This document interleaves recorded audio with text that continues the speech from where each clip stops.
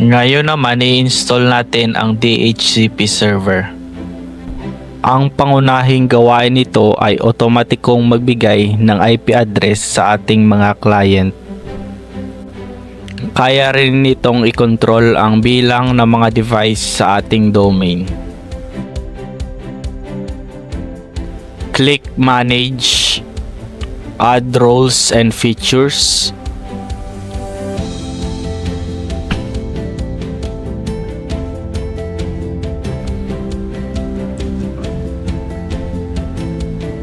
Click Next.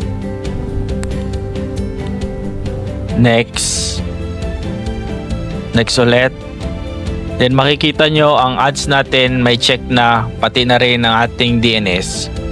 Ibig sabihin na install na natin ang dalawang roles na ito. Click ang DHCP server. Click Add Features.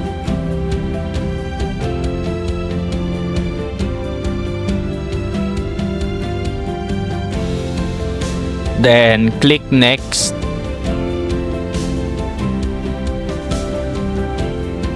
Click Next ulit. Next ulit.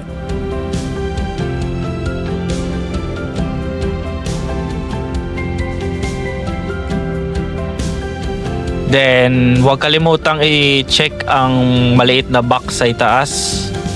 Click Yes. Then click Install. Hintayin lang natin na matapos ang installation ng ating DHCP server.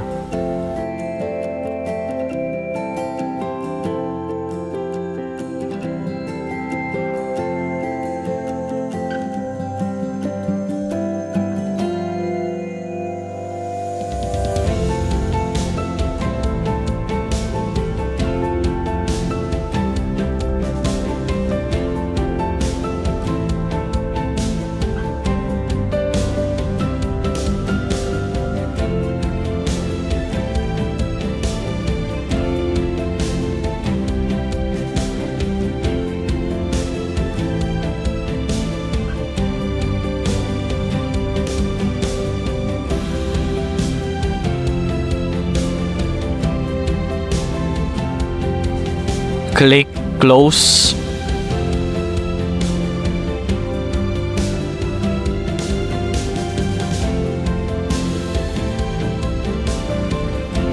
Check natin ang notification. Click natin ang yellow triangle.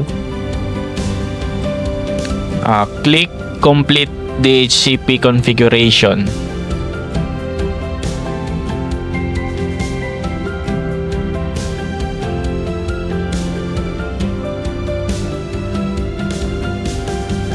Click Next.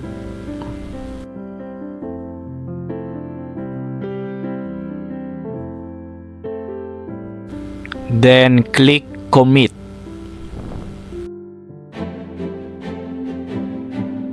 Click Close.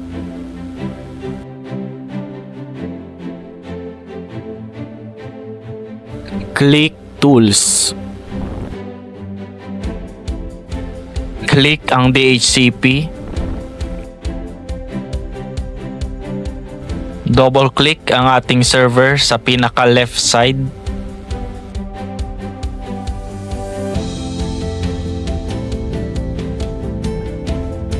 Click IPv4 at i-right click ito. Click New Scope. Click Next. At ilagay natin ang scope name. So dito ilalagay ko lang muna CSS scope. Ang scope ay bale isang grupo ng mga IP address. Click Next. Sa start IP address, ilalagay natin ang start na IP address sa isang scope. So ang ilalagay ko dito is 202.168.0 Bakit 3 ang nilagay ko dito? Hindi natin sinasama sa scope ang IP address ng ating PC server, which is meron siyang IP or 4th octet na 2. Ang IP sa video na ito ay example lamang, so kung ano ang na-assign na IP sa inyo ay yun ang dapat nyong ilagay sa inyong actual na activity. Then sa end IP naman, ilalagay ko 202.168.0.12 para align siya sa IP address na sinet din natin sa may router.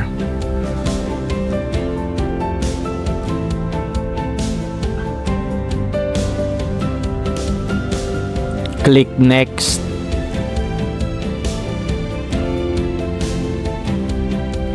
Next lang ulit. Click next. Then click no. I will configure these options later. Click finish. Then dito sa window na ito, pwede nyong ma-check kung sakto ba ang naset nyo na mga IP sa address pool. Yan, pwede nyo siyang ma-check kung tama ang mga inilagay nyong mga IP.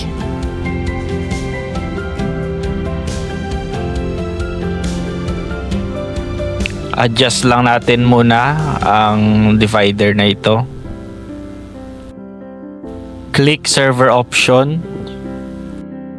Then configure option.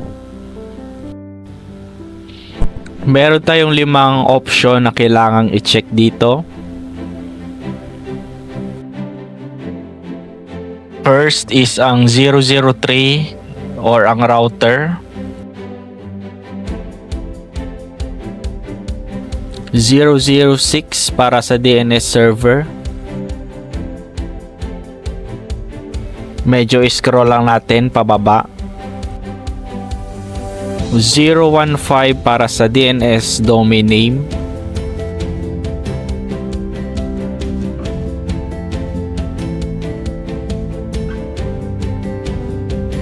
.044 at 046. Click apply.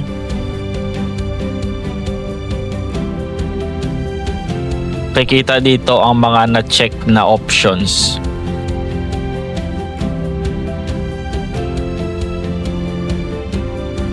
Balik muna sa server option na window. Then click OK. Select ulit natin ang IPv4. Then right click. Then click properties. Click advance sa upper right corner.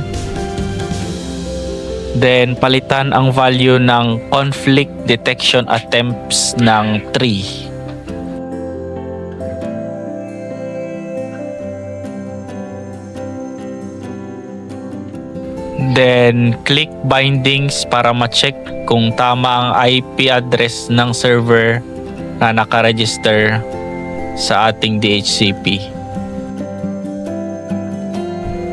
Tignan lang natin at wala naman tayong dapat i-click. Kung okay na, click lang ang okay.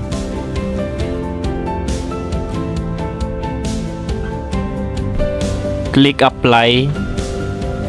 Then okay.